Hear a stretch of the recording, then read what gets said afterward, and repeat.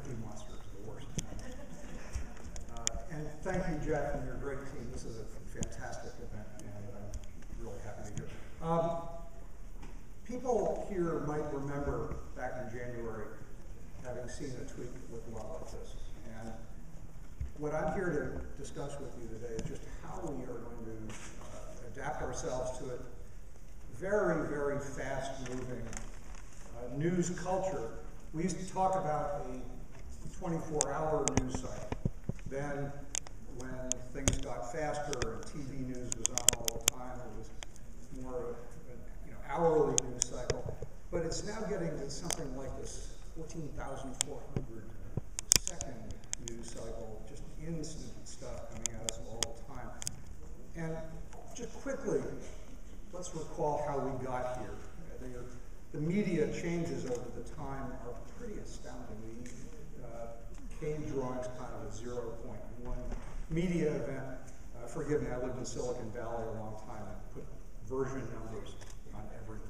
So, the Gutenberg Bible, maybe a 1.0, huge event, taking control from the priests of the Word of God, taking it out of their control. It's a fairly big deal in something like that going on now. The radio and TV, big events, creating an information flow in Claude Shannon's famous diagram of how media work. Kind of started off here and ended up there. Started off with the information that got to people in a kind of one-directional way with some things bubbling up, noise in the case of Claude Shannon. I changed a little for journalism as disinformation and bad information. But fundamentally, this was how information worked in the last century, and it doesn't do that anymore. And the Twitter world and the 140 world and all things we're working on are kind of a flow that is just fundamentally different. The consumers are creators,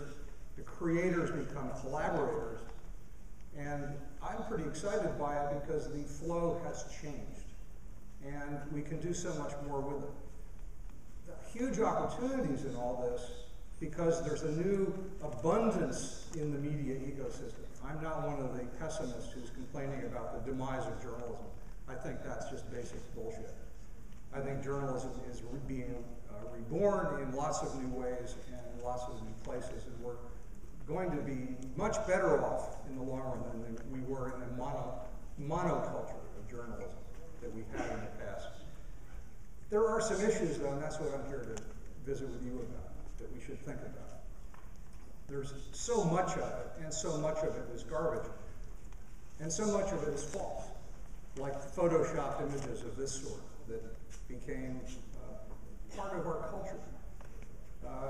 Other kinds of information changes after Sarah Palin made her strange remarks about Paul Revere's ride. Her fans tried to fix the Wikipedia page to make it like what she said.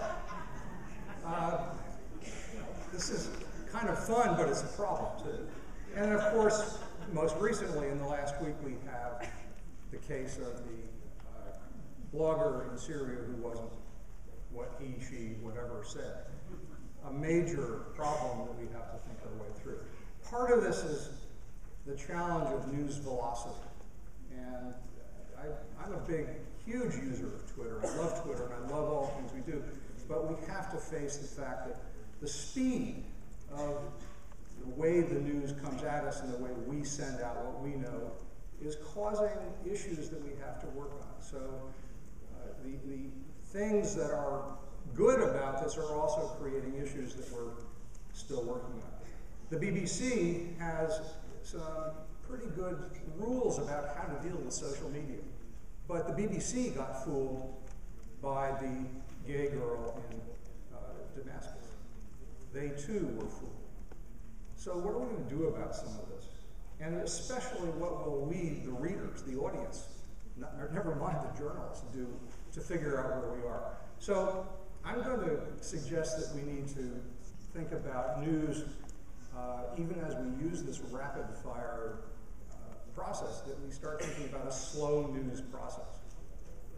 Thinking about things in a very different way.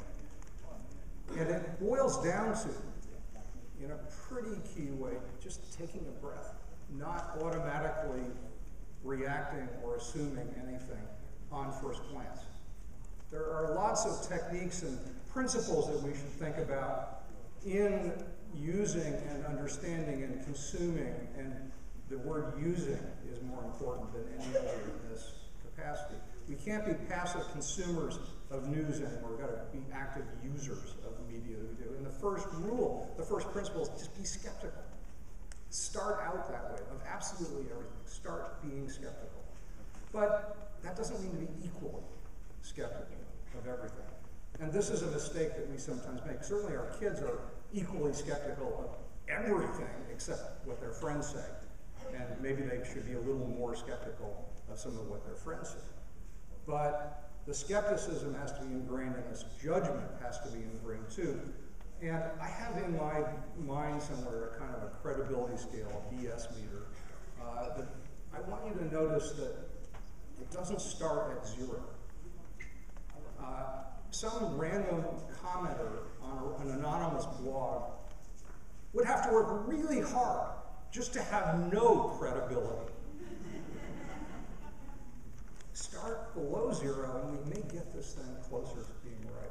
The other thing is that time from an event adds more information and more context. So the closer to the event that I see a tweet, the closer in time, the more skeptical I am of it. And the more I'm waiting to see what comes later.